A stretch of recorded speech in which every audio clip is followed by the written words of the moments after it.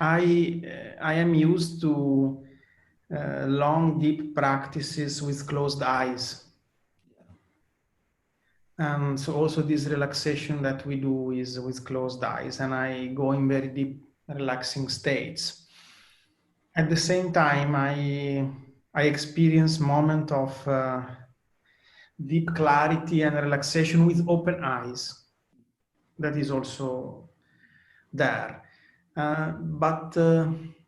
So I started to feel that the same withdrawal of senses which I experience when I have closed eyes can happen with open eyes.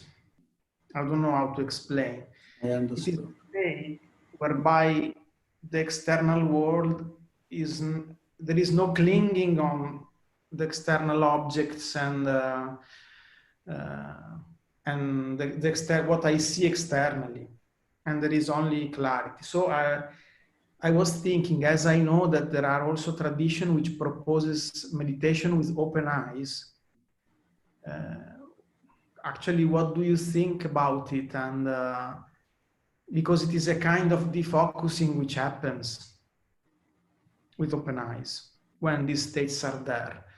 So how to integrate these two moments? Because one of the difference which I see, it is that when I am going into deep relaxation with closed eyes, I am a little more drowsy. That quality of clarity which I have when it happens with open eyes, it is usually not there with closed eyes. I'm a little more dull. So that was the question. Actually, when you do the withdrawal of senses, actually it is not closing the eyes. It is withdrawing the senses from the sense organs.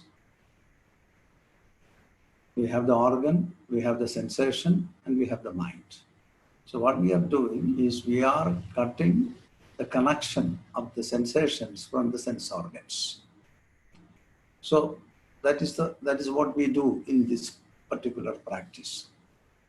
Also, when a feeling of touch, sense of touch is working always, and you are cutting it off, the sensations from the sense organ skin, and smell from the nose, audibility from the ear, and taste from the tongue. So we are not actually closing anything, and so it can be practiced in this way by open eyes. That is a very great practice actually. In the beginning may be difficult for people to do practices with open eyes because there will be a lot of impressions which may fall into your vision that your mind starts to function on it. That is the reason why when we introduce people into this kind of withdrawal of senses, we ask in the beginning to practice with closed eyes. But the very idea is to withdrawing the sensations from the sense organs towards the mind. Thereby, whether the eyes are open or closed doesn't matter because there is no sensation is coming in contact with the organ and connecting it with the mind. So the sensations are the bridge between the sense organs and the mind. We are disconnecting there. And so if it is working very well for you, being a practitioner for years, it is very good to do the practice with open eyes. Usually in certain traditions, even in tantric traditions, there are many practices which we do with open eyes. In the beginning, it may be very, very difficult. There are practices like sitting in the cremation yard and do practices. So as soon as you sit there in a strange place like that, and you close the eyes, certainly your mind starts to work and creates a lot of things, and it creates a world by itself that the person may be very upset. Because he creates the world, all his fears will be shoot up from within, that he creates a world of its own, thereby the person may be not able to manage. So many of the practices are done with open eyes to see what is going on, and then slowly withdraw. So withdrawal of senses practice needs to be practiced for a long time to stabilize disconnecting from the organ, the sensations, and then he can go into deeper and heavy meditation, very deep meditations. If it is happening spontaneously, you don't have to close the eyes. As you said, there may be, when you are closing the eyes, there may be a possibility for the person to get into a little bit of lack of alertness, because one sense is anyway shut down. The other requires more alertness to disconnect. And so at the beginning, this is practiced with closed eyes, and then after some time, you can practice with open eyes, because we cannot practice all the time with closed eyes. Suppose you are sitting somewhere and you don't know anything about what is going on around. So the mind will trigger some idea, and then the mind starts to work, and that doesn't permit you to get into meditation. If you have the eyes open, some impressions are coming, but you are disconnected from the impressions. So practices should be continued after a time, all the time. In the beginning, it may be for 20 minutes, maybe 30 minutes, maybe an hour. And then later, you are continuously practicing.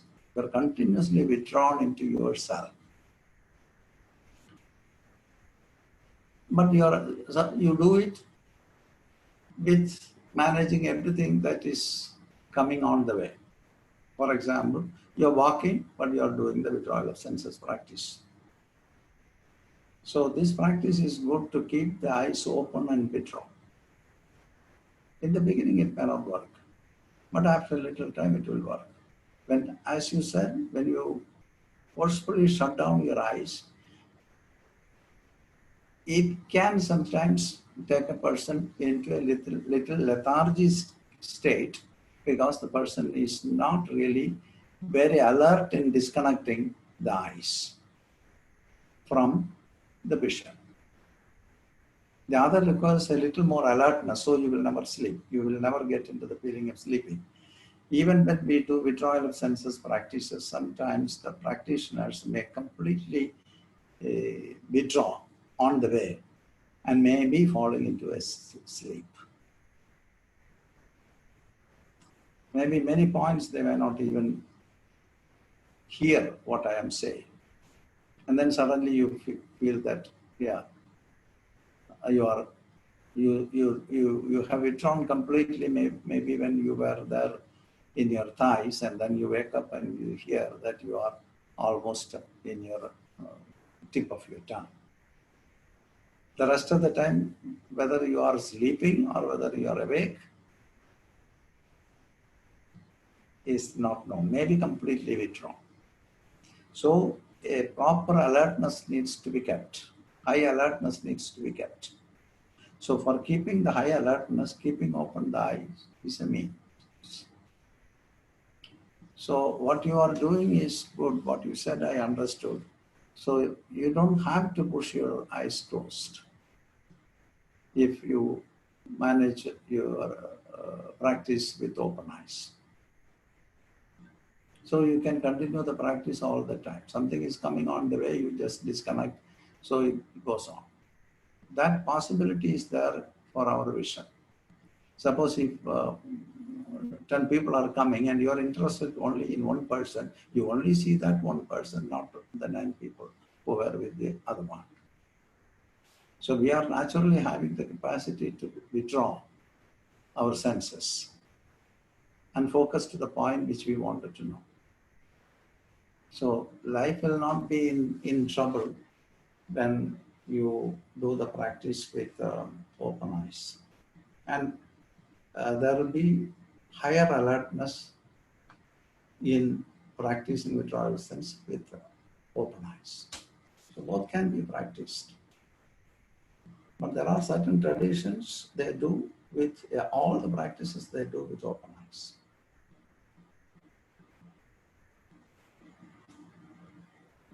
Thank you.